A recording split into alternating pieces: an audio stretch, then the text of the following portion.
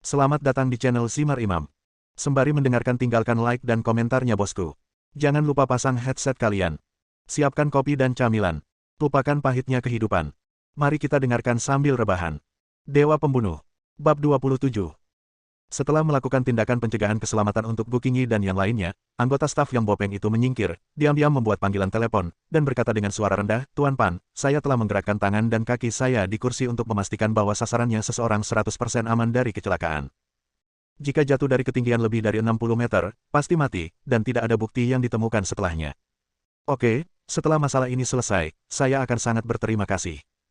Pan Jingde sedang dalam suasana hati yang baik, berpikir bahwa selama Gu Qingyi meninggal, dia akan bisa duduk dan bersantai. Jangan lupa untuk mengambil foto seluruh prosesnya dan mengirimkannya kepadaku nanti. Pan Jingde, sebagai manajer umum taman hiburan, memanfaatkan posisinya untuk menghasilkan banyak uang. Karena jumlahnya yang besar, Gu Qingyi menemukan masalahnya selama audit. Sekarang setelah masalah ini terungkap, Pan Jingde akan segera dilacak. Untuk melindungi dirinya sendiri, dia dengan kejam mengambil risiko dan mengatur kroni-kroninya untuk menyebabkan kecelakaan yang merugikan Gu Qingyi. Para turis yang terhormat, cobalah untuk rileks, tarik napas dalam-dalam, dan bersiaplah untuk memulai. Kursi perlahan terangkat ke udara. Sialan dan Gu Qingyi menutup mata mereka erat-erat dan menggenggam palang pengaman dengan seluruh kekuatan mereka. Qin Ming memasang ekspresi santai di wajahnya dan menertawakan ekspresi gugup dari dua wanita cantik di sebelahnya dia. Gu Qingyi telah melepas kacamata hitamnya, memperlihatkan wajah cantiknya yang tanpa celah. Namun, wajahnya pucat dan alisnya berkerut. Dia kehilangan kelihayan CEO wanita, memperlihatkan sisi lembut seorang wanita kecil. Merasakan dorongan untuk melindunginya. Saat tempat duduknya naik, kecepatannya berangsur-angsur meningkat, dan dalam 10 detik ia mencapai puncak menara, yang tingginya lebih dari 50 meter di atas tanah, setara dengan ketinggian 18 atau 19 lantai. Dalam proses ini kecepatannya tidak terlalu cepat, seperti halnya naik lift. Setelah mencapai puncak menara, tiba-tiba kursi tersebut berakselerasi dan jatuh ke tanah dengan cepat, seperti lift yang tidak berfungsi jatuh, menyebabkan semua turis berteriak ngeri. Qin Ming mengikutinya dan berteriak aneh. Dalam keadaan tanpa bobot, kursi itu sepertinya sudah tidak ada lagi. Gu Qingyi menutup mata indahnya erat-erat dan tidak berani melihat. Wajahnya menjadi semakin pucat, otaknya sangat pusing, dan seluruh tubuhnya terasa lemas. Dia takut ketinggian, dan kali ini dia bermain di mesin lompat hanya untuk menantang dirinya sendiri. Setelah mencapai tanah, kursi itu tiba-tiba terlempar ke udara dengan kecepatan tinggi, secepat peluru dilepaskan, dan lolongan mengerikan terdengar satu demi satu. "Terbang, biarkan aku merasakan perasaan menjadi trapeze sebelum kamu mati. Hidup ini tidak sia-sia." Anggota staf yang bercak bopeng itu memegang ponselnya, mengalihkannya ke fungsi kamera, dan terus mengarahkan ke Gu Qingyi untuk mengambilnya. Gambar, dengan seringai kejam di wajahnya. Ah! Tiba-tiba, Gu Qingyi merasa palang pengaman terbuka dengan sendirinya dan kehilangan perlindungan. Dia langsung meninggalkan kursi dan terbang ke udara. Apakah kamu akan mati seperti ini? Jika dia jatuh dari ketinggian lebih dari 20 lantai, dia pasti akan hancur berkeping-keping. Satu-satunya tujuan adalah kematian. Namun dia tidak menutup matanya dan menunggu kematian. Sebaliknya, dia membuka matanya lebar-lebar dan diancam oleh kematian. Dia untuk sementara melupakan rasa takutnya akan ketinggian dan ingin melihat dunia yang indah ini untuk terakhir kalinya. "Qingyi, jangan takut, aku di sini." Melihat Gu Qingyi terlempar tinggi ke langit, Qin Ming menggunakan kekuatan kasarnya untuk membuka palang pengaman tanpa ragu-ragu dan terbang keluar. Ah, dua orang terlempar. Sesuatu telah terjadi. Ketika penonton melihat kecelakaan pada mesin lompat, dua sosok meninggalkan tempat duduknya satu demi satu dan terlempar tinggi ke langit. Mereka semua berteriak dan lari ke segala arah. "Semuanya, tolong menyebar, jangan sampai tertabrak." Staf di tempat kejadian buru-buru mengevakuasi orang-orang di sekitar dan berusaha semaksimal mungkin untuk meminimalkan kerusakan. Adapun dua orang yang terlempar, tidak ada cara untuk menyelamatkan mereka, doakan saja semoga beruntung. "Qingyi, saudara Qin, di mana orangnya?" Sialan mendengar seruan para turis di sekitarnya yang sedang bermain dengan mesin lompat. Dia tanpa sadar membuka matanya dan tiba-tiba menemukan bahwa Gu Qingyi dan Qin Ming di sebelahnya hilang. Dia begitu ketakutan sehingga dia langsung panik. Dia mengangkat kepalanya dan melihat ke langit, berteriak histeris, "Kemarilah, tolong aku." "Qin Ming, kamu juga." Gu Qingyi terbang lebih dari 10 meter ke udara dan kemudian mulai jatuh. Dia dipeluk oleh Qin Ming, dan keduanya jatuh bersama secara vertikal. "Jangan takut, pegang aku erat-erat. Apapun yang terjadi, jangan lepaskan. Lakukan saja apa yang aku katakan. Mungkin kita berdua bisa selamat," teriak Qin Ming. Dalam kepanikan, Gu Qingyi menggenggam sedotan penyelamat dan memeluk Qin Ming dengan erat. Menurutnya, keduanya pasti akan mati, dan lebih baik ada seseorang yang bersama mereka di saat-saat terakhir hidupnya daripada sendirian. "Aku belum mau mati. Aku masih punya banyak keinginan yang belum terpenuhi. Aku benar-benar tidak mau menyerah. Selama aku di sini, aku tidak akan membiarkan apapun terjadi padamu." Bahkan jika aku mati, aku tidak akan membiarkan apapun terjadi padamu, kata Qin Ming dengan tenang dengan ekspresi tekad di wajahnya. Hati Gu Qingyi terasa hangat dan terharu. Seperti kata pepatah, teman yang membutuhkan memang seorang teman. Sayangnya, dia akan mati dalam beberapa detik.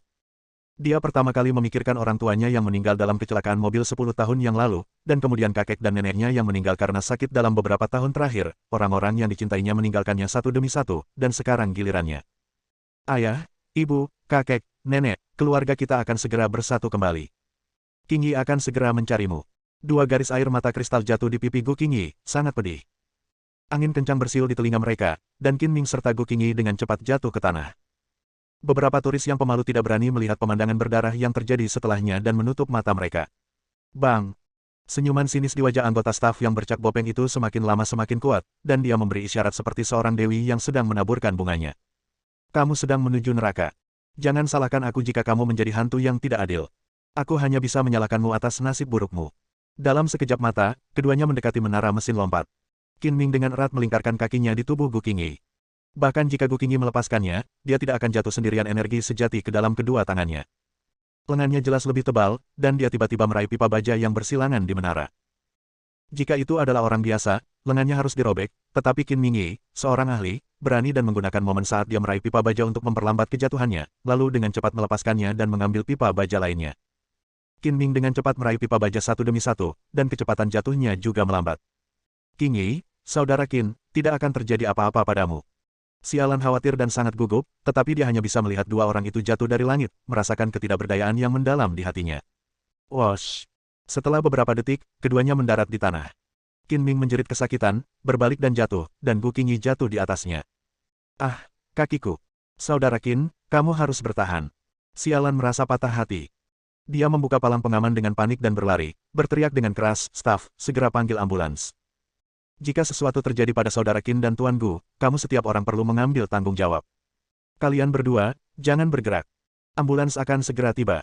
Beberapa anggota staf buru-buru berkumpul. Periksa luka Qin dan Ming. Saudara Qin, di bagian mana Anda terluka? Tuan Gu, bagaimana kabarmu? Sialan bertanya dengan cemas. Aku belum bisa mati. Qin Ming memasang ekspresi sedih di wajahnya dan berhasil tersenyum. Aku baik-baik saja. Gu Qingyi tidak merasakan sakit parah yang dia bayangkan, dan dia bahkan tidak merasakan sakit apapun di sekujur tubuhnya sulit dipercaya seperti mimpi. Tuan Gu, apakah Anda baik-baik saja? Apakah Anda benar-benar baik-baik saja? Sialan mendukung Gu Qingyi dan melihat ke atas dan ke bawah dengan hati-hati. Dia hampir menangis kegirangan saat melihat Gu Qingyi sepertinya tidak terluka. Aku benar-benar harus baik-baik saja. Mari kita lihat bagaimana keadaan Qin Ming. Segera panggil ambulans. Gu Qingyi sadar dan buru-buru membungkuk untuk memeriksa luka Qin Ming. Aku selamat dari malapetaka itu berkat kamu. Berapapun biayanya, aku pasti akan menyembuhkanmu. Jika ada gejala sisa, aku akan bertanggung jawab membesarkanmu. Saya mendukung Anda. Kalimat ini sangat ambigu dan membangkitkan imajinasi orang, tetapi dalam situasi ini, Qin Ming tidak berniat bercanda. Tidak perlu berterima kasih padaku, aku berhutang budi padamu. Aku berhutang budi padamu. Aku berhutang budi padamu. Aku akan menyimpannya di hatiku selama sisa hidupku dan membalasmu dengan baik. Ya Tuhan, saya jatuh dari ketinggian lebih dari 60 meter dan saya baik-baik saja. Sungguh keajaiban. Sayang sekali jika kecantikan yang menawan dan cantik itu jatuh hingga mati. Untungnya, dia selamat dan sehat. Dia benar-benar diberkati. Melihat Gu Qingyi masih bisa bangun dan bergerak, terdengar seruan dari sekelilingnya. Ini, tidak mungkin. Anggota staf yang bopeng itu tampak terkejut, hampir tidak bisa mempercayai matanya. Setelah jatuh dari ketinggian yang setara dengan lebih dari 20 lantai, bukan saja dia tidak mati, tetapi dia juga tidak terluka. Jika dia tidak melihatnya dengan matanya sendiri, tidak ada yang berani mempercayainya dengan mudah. Ambulans tiba dan Qin Ming dibawa ke dalam mobil dan dibawa ke rumah sakit. Setelah menenangkan diri, Gu Qingyi menyadari bahwa apa yang terjadi kali ini tidak sesederhana kecelakaan. Mengapa dia yang mengalami kecelakaan itu, bukan orang lain? Untuk merawat Qin Ming, dan dia hanya bisa membiarkannya pergi untuk mencari tahu kebenarannya. Syukurlah saudara Qin dan Tuan Gu selamat dari bencana itu. Saya harap saudara Qin tidak dalam masalah yang serius. Sialan merasa suasana hatinya seperti roller coaster, dari kesedihan yang luar biasa menjadi kegembiraan yang luar biasa, dari keputusasaan menjadi kegembiraan, up dan turun. Melihat Gu Qingyi dan yang lainnya pergi dengan ambulans, anggota staf yang bopeng itu segera menelepon Pan Jingde untuk melapor. Xiao Zhang, apa kamu sudah selesai? Cepat kirimkan videonya padaku. Aku ingin mengucapkan terima kasih secara langsung. Pan Jingde berkata sambil tersenyum. Tuan Pan, sesuatu telah terjadi. Yang kuinginkan adalah kecelakaan. Jika tidak terjadi apa-apa, aku tidak akan khawatir. Pan Jingde tertawa keras dan mendesak, Xiao Zhang, segera datang ke kantorku. Tidak, Tuan Pan, Anda salah paham. Orang yang menjadi sasaran mengalami kecelakaan, tetapi ada kecelakaan di dalam kecelakaan. Mendengar ada yang salah dengan nada bicara Xiao Zhang, hati Pan Jingde menegang dan dia tidak bisa tertawa lagi. Itu kecelakaan di dalam kecelakaan. Jangan bertele-tele. Bicaralah dengan jelas. Orang yang dituju tidak mati. Apa? Kamu tidak mati? Pan Jingde telah menunggu kabar baik, tetapi ketika dia mendapat kabar buruk, dia tidak bisa menerimanya untuk sementara waktu dan tidak bisa menahan amarahnya. Apa yang kamu lakukan? Bukankah kamu berjanji dia akan mati? Kenapa dia tidak mati? Bab 28. Saudara Qin, kakimu pasti baik-baik saja dan akan segera membaik. Setelah masuk ke ambulans, Sialan memandang Qin Ming dengan prihatin dan berkata, apakah kemampuan aktingku seburuk itu? Kamu sudah melihatnya. Rasa sakit di wajah Qin Ming menghilang dan dia duduk sambil tersenyum. Berbaringlah dengan cepat dan jangan bergerak. Aku baik-baik saja. Aku benar-benar baik-baik saja. Sakit di kakiku hanyalah akting. Kakimu tidak terluka, apakah kamu berpura-pura? Sialan berkata dengan heran. Tidak percaya padaku. Qin Ming tersenyum nakal, apakah kamu perlu aku melepas celanaku agar kamu bisa memeriksanya? Kamu baik-baik saja, jangan berbohong padaku. Sialan bercanda secara tidak sengaja dan berkata dengan ragu. Tidak ada gunanya berbohong kepadamu. Saya berpura-pura terluka untuk menipu mereka yang berada di belakang layar.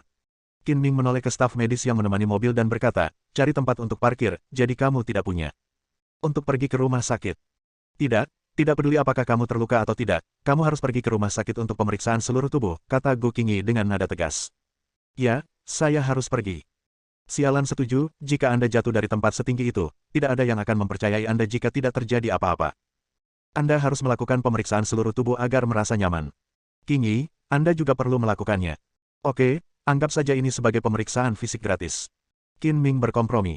Atas permintaan kuat Gu Qingyi, ambulans mengirim Qin Ming ke rumah sakit terbaik dan termahal di kota Donghai. Pasien yang bisa datang ke sini untuk menemui dokter adalah orang kaya atau mahal, dan orang biasa hanya bisa menjauh. Setelah serangkaian pemeriksaan selesai, para ahli meninjau hasil pemeriksaan Qin Ming dan Gu Qingyi dan memastikan bahwa mereka berdua dalam keadaan sehat. Sialan benar-benar lega. Sekarang hari mulai gelap, jadi Gu Qingyi meminta Qin Ming makan untuk mengungkapkan rasa terima kasihnya. Begitu mereka bertiga keluar dari rumah sakit, Sialan menerima telepon dari ayahnya Xia Donglin. Ayah, apakah kamu punya masalah denganku? Xiaolan, kamu di mana? Aku sakit dan demam tinggi. Bisakah kamu datang dan menemuiku? Suara lemah Xia Donglin terdengar dari telepon, masih sedikit gemetar. Apakah kamu sudah meminum infus atau obat? Saya sangat sakit sehingga saya sangat lemah sehingga saya kesulitan berjalan dan tidak dapat meninggalkan rumah. Ayah, tolong tunggu sebentar dan aku akan segera pergi menemuimu. Meskipun Sialan cukup tidak puas dengan Xia Donglin, dia tetaplah ayahnya sakit parah dan tidak bisa mengabaikannya. Setelah menutup telepon, Sialan berkata kepada Qin Ming dan Gu Qingyi, ayah saya demam tinggi. Saudara Qin, silakan pergi makan malam dengan Tuan Gu. Saya tidak akan pergi. Karena paman sakit, kamu harus segera menemuinya. Kata Gu Qingyi. Apakah kamu membutuhkan aku untuk menemanimu? Tanya Qin Ming. Tidak, aku bisa melakukannya sendiri. Sialan melambaikan tangan, bergegas ke pinggir jalan dan naik taksi. Harus dikatakan bahwa merupakan keajaiban besar bahwa dia jatuh dari ketinggian 60 hingga 70 meter dan selamat tanpa kerusakan apapun. Jika Qin Ming tidak menyelamatkannya, konsekuensinya akan menjadi bencana. Mengingat pengalaman mengerikan jatuh dari ketinggian, Gu Qingyi masih ketakutan dan ketakutan yang masih ada. Untuk mengucapkan terima kasih yang sebesar-besarnya kepada Qin Ming karena telah menyelamatkan hidupnya, Gu Qingyi memilih hotel bintang 5 yang elegan, memesan kamar pribadi kecil dengan dekorasi yang indah dan elegan, dan memesan 6 hidangan khas.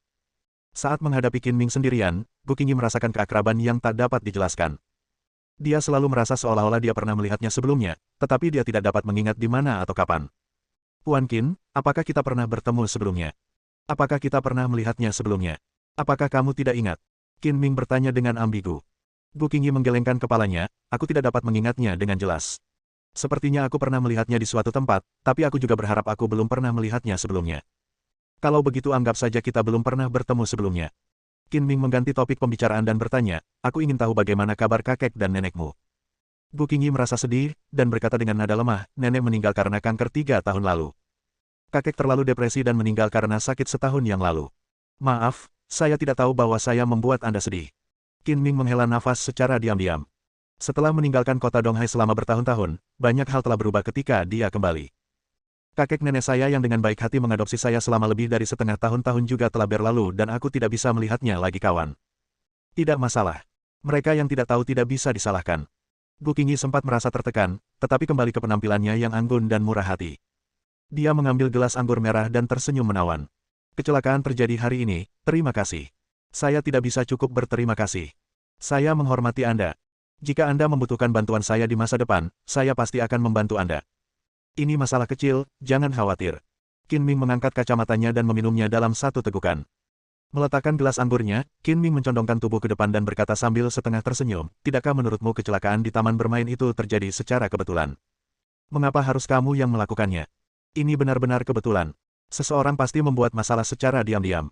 Jangan biarkan aku mencari tahu siapa orang itu. Cahaya dingin muncul di mata indah Gu Qingyi, menunjukkan sisi berdarah dingin dari seorang wanita bisnis yang kuat. Seperti kata pepatah, sangat mudah untuk bersembunyi dari senjata terbuka, tetapi sulit untuk melindungi dari panah tersembunyi. Anda harus lebih berhati-hati saat keluar di masa depan. Qin Ming mengingatkan dengan ramah, saya sarankan Anda menyewa beberapa pengawal pribadi. Jika tidak ada kandidat yang cocok, saya dapat merekomendasikan mereka kepada Anda. Kebetulan teman saya menjalankan perusahaan pengawal, dan semua pengawalnya adalah elit yang 1 lawan 10. Aku akan memikirkannya dan meneleponmu lagi jika perlu. Saat keduanya sedang makan, Sialan bergegas ke gubuk tempat tinggal Xia Donglin. Tidak ada lampu di dalam rumah, gelap gulita, dan dia tidak bisa melihat jari-jarinya. Ayah, aku di sini untuk menemuimu. Sialan membuka pintu dan masuk, mengulurkan tangan untuk menyentuh tombol lampu di dinding. Saat lampu menyala, Sialan tiba-tiba melihat dua pria aneh yang kuat di depannya, tetapi Xia Donglin tidak ada di dalam kamar. Sebelum dia dapat melawan, salah satu dari mereka menangkapnya dan yang lainnya menutup mulut dan hidungnya dengan sapu tangan. Wow! Saat bau aneh menusuk hidungnya, perjuangan Sialan menjadi semakin lemah, dan dia pingsan hanya dalam beberapa detik, tidak sadarkan diri. Hehe! Seorang pria memandang ke atas dan ke bawah pada Sialan yang cantik dengan mata cabul, dan berkata sambil tersenyum, pantas saja saudara Hua lebih suka menggunakan cara yang tidak terhormat untuk mendapatkan gadis ini. Jika kamu memiliki wajah yang bagus, itu akan menyenangkan untuk dimainkan. Jika kamu membantu kakak Hua melakukan ini, mungkin dia akan bahagia dan menghadiahi kita dua saudara laki-laki ketika dia bosan bermain-main dengan gadis ini. Lalu kita bisa bergabung bersama. Setelah beberapa patah kata dari Yeye, seseorang menelepon dan berkata, saudara Hua, masalahnya sudah selesai. Gadis yang kamu inginkan telah pingsan. Apa instruksimu selanjutnya? Bagus sekali, segera kirim orang itu ke gedung yang belum selesai di Jalan Linhe. Ya, kakak Hua. Keduanya memasukkan Sialan ke dalam tas besar, lalu memanggulnya dan berjalan keluar gubuk dengan gembira. Di tengah makan, ponsel Qin Ming berdering. Telepon itu dari Xia Donglin. Xiao Qin, ini tidak baik, sesuatu terjadi pada Sialan. Kata Xia Donglin dengan cemas. Hati Qin Ming menegang. Dia bertanya, apa yang terjadi dengan Sialan? Jangan cemas dan bicaralah perlahan. Bukan kamu yang menyebabkan masalah. Dia ditangkap oleh Du Tianhua. Du Tianhua menyebutkan namamu dan memintamu untuk datang sendirian ke gedung yang belum selesai di Jalan Linhe di distrik Beicheng. Datang dan selamatkan dia secepatnya. Jika kamu terlambat, Xiaolan akan melakukannya pasti ditangkap. Sayang sekali. Aku akan segera pergi. Wajah Qin Ming menjadi pucat seperti air, dan dia diam-diam mencibir, culik Xialan, jika kamu berani menyentuhnya, Du Tianhua, kamu akan mati. Ada apa? Apakah ada yang salah? Melihat ekspresi Qin Ming terlihat aneh, Gu Qingyi bertanya. Sesuatu telah terjadi. Aku harus segera mengatasinya. Ayo pergi dulu. Qin Ming tidak menjelaskan lebih lanjut untuk menghindari kekhawatiran Gu Qingyi, dan bergegas keluar dari kotak setelah berbicara. Aku akan mengantarmu ke sana. Gu Qingyi kemudian mengusirnya. Saat dia menjalani pemeriksaan di rumah sakit, dia sudah menerima kiriman mobil sport Volkswagen EOS berwarna perak. Beri aku kuncinya dan kembalikan mobilmu nanti. Qin Ming mengambil kunci mobil dan berlari keluar hotel secepat terbang. Setelah menyalakan mobil, Qin Ming menginjak pedal gas, dan Volkswagen EOS berwarna perak mengeluarkan suara gemuruh yang dalam dan terbang seperti anak panah. Sekitar pukul 9 malam, meski bukan waktu yang paling ramai untuk lalu lintas, namun tetap ramai, dengan arus kendaraan yang konstan dan ramai. Qin Ming harus bergegas ke tujuan secepat mungkin. Jika dia terlambat setengah menit, Sialan akan terbunuh.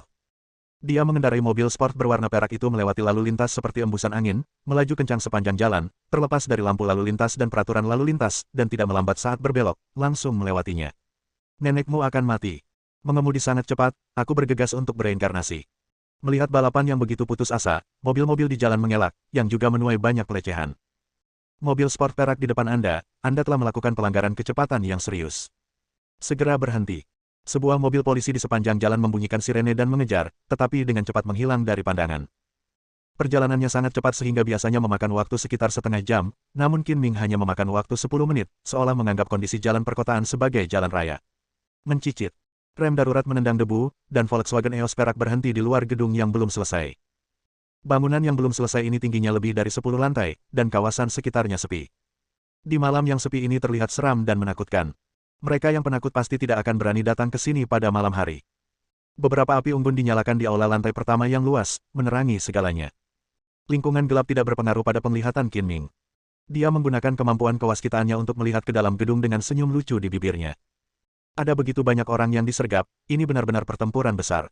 Di samping api unggun di tengah aula, sialan terbaring tak bergerak di tanah, masih dalam keadaan koma. Hidung Xia Donglin memar dan wajahnya bengkak. Dia diikat ke pilar dalam kondisi yang menyedihkan dan kaus kaki bau dimasukkan ke dalam mulutnya. Du Tianhua juga hadir. Di belakangnya berdiri 4 pria kekar, semuanya memegang parang terang di tangan mereka, seperti Algojo. Saudara Hua, ada sebuah mobil yang diparkir di luar gedung. Mungkin anak laki-laki bernama Qin yang telah tiba. Akhirnya sampai di sini. Du Tianhua berteriak, saudara-saudara, semangat, bersiaplah, dan tunggu perintah saya. Selama anak laki-laki bernama Qin digulingkan malam ini, gadis ini akan dibagikan kepada semua orang. Dia menderita kerugian besar di tangan Qin Ming kemarin, dan dia terus memikirkannya. Dia tidak bisa melepaskan bau mulutnya, dan sulit untuk melepaskan kebencian di hatinya. Lebih dari 20 petarung yang baik akan melakukan penyergapan dan menunggu Qin Ming datang ke pintunya untuk membalas dendam. Bersambung.